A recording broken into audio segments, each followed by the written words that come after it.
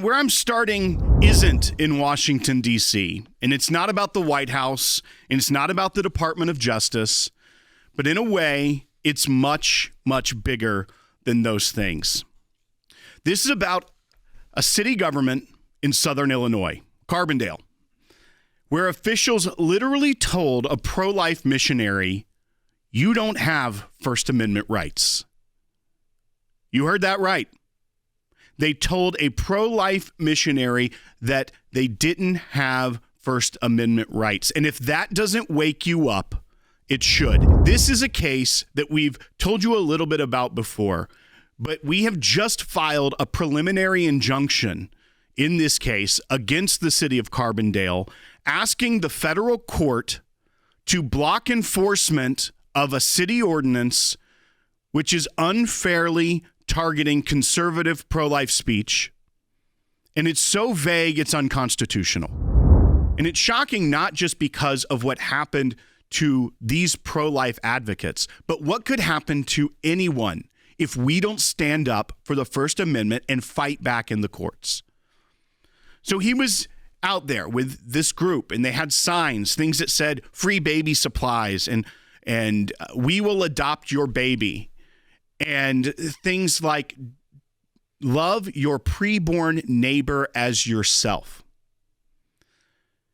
And this official, Carbondale Community Development Manager, confronted our client, said that they were acting on the direction of the city attorney in that they were in violation of the city's temporary sign ordinance. They labeled the sign as commercial, the one that said free baby supplies, as if it were business for them.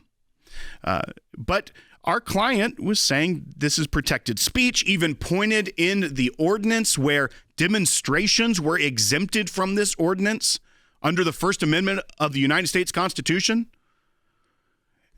And this individual working for the city, when our client said, "This is protected under my First Amendment rights," the city official said, "No, it isn't."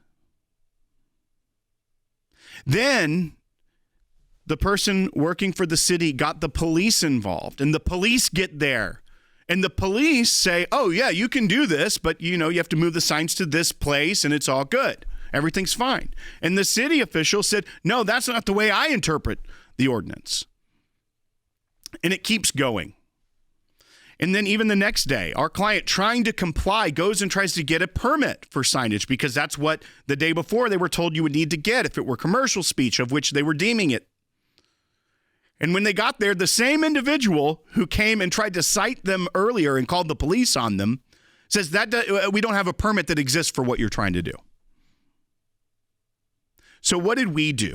We filed a lawsuit saying, one, you got to get rid of this ordinance. It is unconstitutionally vague.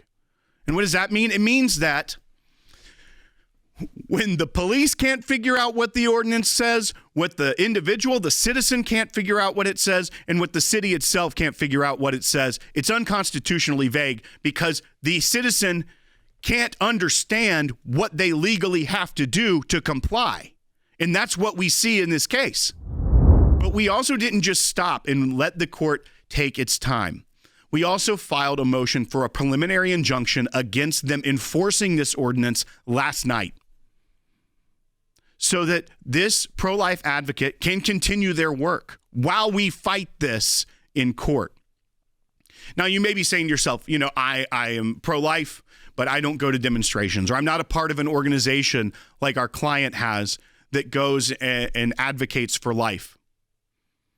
But if an ordinance is so vague, and it seems as you look at how many hoops they jump through just to try and silence the speech of our client, and when you see the other signs that are around there that our attorneys documented and have submitted to the court, things like a fish fry or home renovation or an Irish festival in Carbondale, these signs are fine.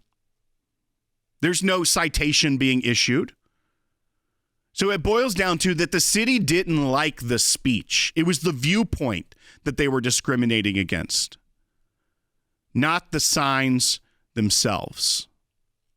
It was the people and their beliefs and their First Amendment right to express those that they were upset with? What if you wanted to go speak out against the curriculum in your schools? And so you wanted to have a visible demonstration talking about that, getting attention, because the attention's not on the school board meetings.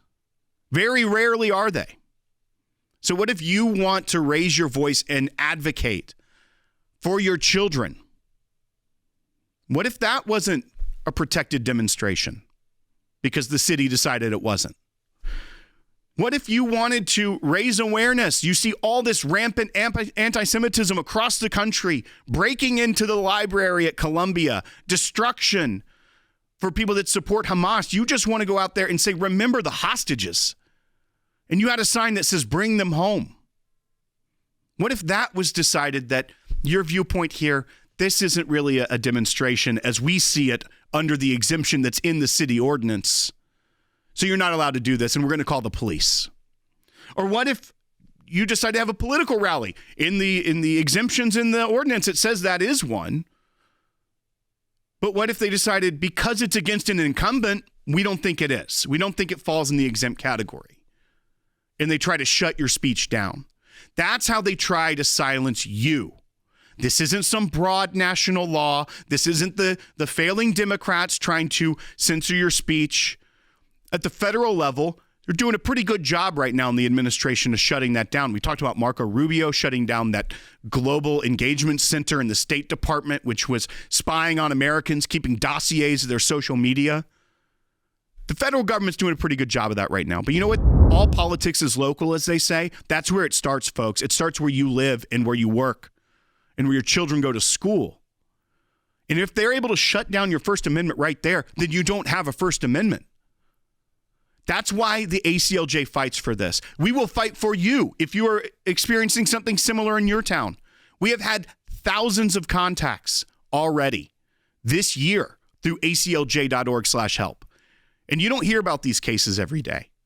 But that's the work that we're doing. Right now, as soon as I'm off the air, our attorneys are in court in Ohio defending another pro-life advocate who was arrested because they don't like speech that makes them uncomfortable. They don't like the truth. And so we're going to keep fighting day in and day out to protect that, to protect the First Amendment. It's sacred. It's what makes America great. It's 2025. This should not be what we're having to fight, but it still is, and we still will, and we will keep doing that, and we need you to join us.